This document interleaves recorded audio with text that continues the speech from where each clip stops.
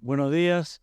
Voy a tratar de colaborar con la organización junto con Dayan en interpretar las preguntas. Mi nombre es Pablo Gelperín, soy docente de la Facultad de Ciencias Agropecuarias y como les decía vamos a tratar de ayudar un poquito en este tema de interpretar las preguntas. La primera que llegó es para Lucrecia. La consulta es ¿cuántos días se puede adelantar la siembra sin afectar demasiado la fecha de floración? Dice la pregunta interpretando que no es lineal esta relación un día a un día. ¿Cuánto se puede adelantar o no? Por eso la recomendación general, más allá de hablar de un cultivar en específico, es analizar información de más de un año por la cuestión de que puede haber diferentes promedios y diferentes condiciones en cuanto a la temperatura, a la radiación, que pueden incidir en cuánto se adelanta o se atrasa un cultivar dependiendo de las condiciones ambientales propias de ese ciclo de cultivo. Tenemos que tener en cuenta que los genotipos de trigo tienen dentro de su genoma genes que codifican para los requerimientos de frío, que por más que no estamos al sur de provincia de Buenos Aires, por ejemplo, no estamos al sur, hay cultivares ampliamente difundidos aquí que tienen algún requerimiento que es mínimo, porque dentro de ese requerimiento pueden ser de tipo invernal o de tipo primaveral, en cuanto al requerimiento, y hay cultivares que por ahí aquí se han difundido en algún momento que tienen requerimientos altos de frío. Entonces en condiciones de invierno muy benignos y siembras medio tarde de acuerdo a la recomendación para el ciclo de ese cultivar, pueden llegar a no espigar convenientemente en la fecha oportuna. Pero es bastante complejo en el sentido de que es una combinación entre que si llega a tener, y termino esa idea, hay otros cultivares que son de ciclos intermedios a largos, no necesariamente largos, pero que tienen un requerimiento bajo de frío. Pero que entonces hay que ser cuidadoso con la fecha de siembra. Y hay otros cultivares que son de ciclo largo y que también tienen algún requerimiento que es bajo. Ahí les puedo mencionar uno que es obtenido en la Estación Experimental Paraná, que es MS INTA 119, que tiene un requerimiento de frío mínimo. Entonces no podemos atrasarnos demasiado en esa fecha a partir de la fecha óptima recomendada de siembra, que es temprano, una fecha temprana, es de ciclo largo, porque en nuestra subregión vamos a tener problemas con siembras muy tardías o fuera de la fecha oportuna, porque va a espigar tarde, va a llenar grano en condiciones que no van a ser las ideales. Y después tenemos otro componente, hay una mosca que...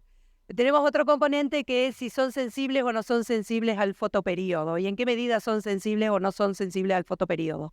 Bueno, si no son sensibles, no son sensibles, pero si son sensibles pueden ser muy sensibles o algo sensibles al fotoperíodo. Entonces, esos cultivares, si nosotros nos atrasamos en la fecha de siembra, de todas maneras, por esa sensibilidad al fotoperíodo, van a estar apurando su ciclo y pasando a la etapa reproductiva.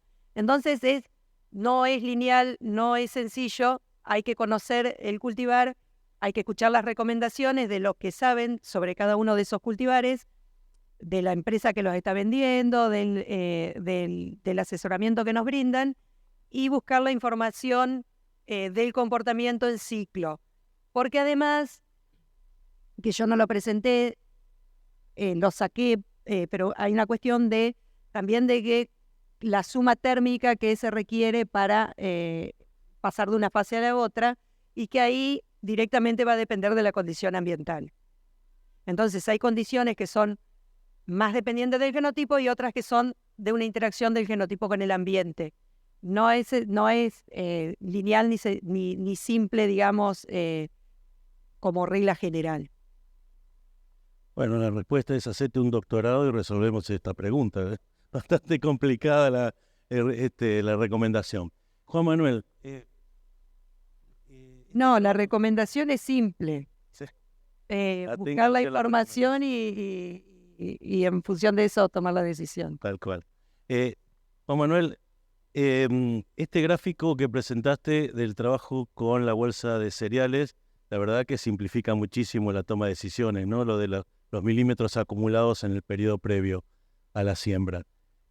Llama un poco la atención pensando en los tipos de suelo, en las diferentes intensidades de lluvia. ¿Qué grado de correlación o cómo pudieron llegar a simplificar de tal manera una recomendación? No, seguro, eso es una súper simplificación, digamos, ¿no? Pero, digamos, ese modelo se ajusta mejor, digo, por ahí no da el tiempo, se ajusta mejor en suelos argidoles vérticos y argidoles acuícolas, se ajusta mejor. En suelo más pesado un poco menos. Para simplificarlo mostramos, en realidad si uno hace una correlación para toda la provincia, baja el ajuste, que fue el modelito que usamos ahí para simplificarlo, pero los rendimientos son bastante, digamos, pero sigue siendo significativo ese ajuste, baja el ajuste, pero sigue siendo. Y uno usa este modelito todos los años, y el resumen que se mostró en ese gráfico lineal plató, digamos, que se mostró al principio, y finalmente el ajuste no termina siendo malo.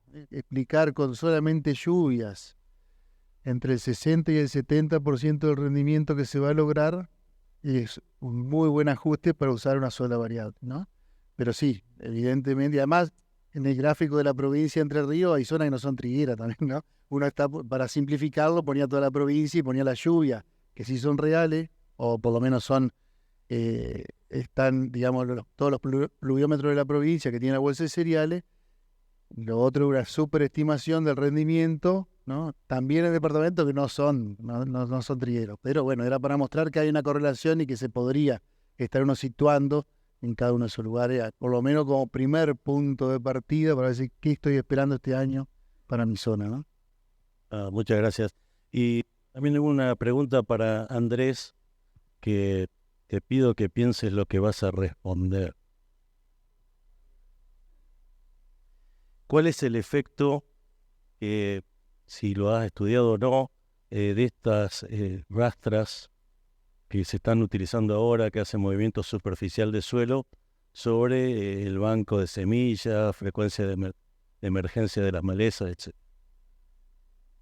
Bien, sí, la verdad que está interesante la pregunta. Estamos hablando de un movimiento a poca profundidad, ¿sí? Es decir, hay semillas que por debajo de los 2 centímetros ya empiezan a reducir ese estímulo que hablábamos de ese banco dinámico, por lo tanto, uno esperaría de que si quedan enterradas por debajo de esa superficie o de esa profundidad en realidad, bajen los estímulos y se reduzca la emergencia. Si uno quiere pensar en manejar con laboreo ese banco de semilla, hay que interpretar lo siguiente. Si yo saco de la superficie una semilla y la pongo en una profundidad en la cual esos estímulos no hagan que salga de esa dormición primaria, y si sale de esa dormición primaria, entre en dormición secundaria, lo que yo tengo que permitir es que esa semilla decaiga fisiológicamente ahí abajo, es decir, tratar de no volver a ponerla en superficie para que reciba estímulos, amplitud térmica, exposición al sol y obviamente no competencia. Por lo tanto, si sistemáticamente todos los años voy a utilizar esta herramienta, puede llegar a ser que yo con esa estrategia le dé longevidad o persistencia a ese banco. Esos 2 años que yo hablé de ryegrass, me lo termino transformando en 4, ¿sí? Porque lo saco de esa condición en donde puede ser predado, en donde puede llegar a germinar y después por una falta de precipitaciones no termina prendiéndose y una planta que se muere, es una semilla que sale del banco. En fin, si yo entierro y vuelvo a poner en superficie, entierro y vuelvo a poner en superficie a las semillas, lo que estoy haciendo es darle longevidad a ese banco, es decir, darle persistencia, ¿ok?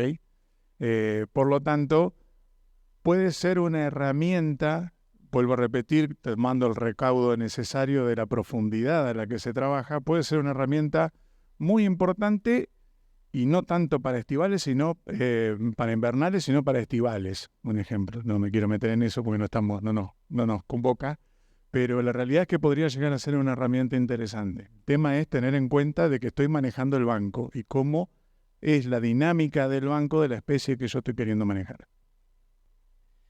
Para Andrés, ¿cómo es la dinámica de colonización del ryegrass? Esa es la pregunta. Dinámica de colonización. ¿Cómo ingresa al lote? Entiendo debe ser la consulta. La realidad es que nosotros parte del problema que tenemos hoy en la provincia, inicialmente vino de Buenos Aires en cuanto a resistencia, pero en general, por tratarse, y estimo deben estar hablando de especie anual, se da por el ingreso de cabecera, ¿sí? Manchones, cabecera, y junto con la cosecha empieza a darse la dispersión, ¿sí? Para que se instale en esta zona en donde actualmente no está. Quizás la consulta viene por el tema del animal, si puede haber movimiento de semilla por parte del animal. Y la realidad es que es relativamente baja. De hecho, hay estudios en donde, por el tipo de resistencia que tiene ryegrass, en lotes con problemas de ryegrass, sembrar cultivares de ryegrass, lo que me permite a mí es bajar o diluir ese problema de resistencia dentro del lote. Por lo tanto, podría llegar a ser una estrategia a tomar. Normalmente los manchones empiezan por cabecera, por donde arranca la máquina que vino de otro lote, porque el movimiento por maquinaria es fundamental en la dispersión, que estamos hablando de dispersión en este caso, de ryegrass en los lotes.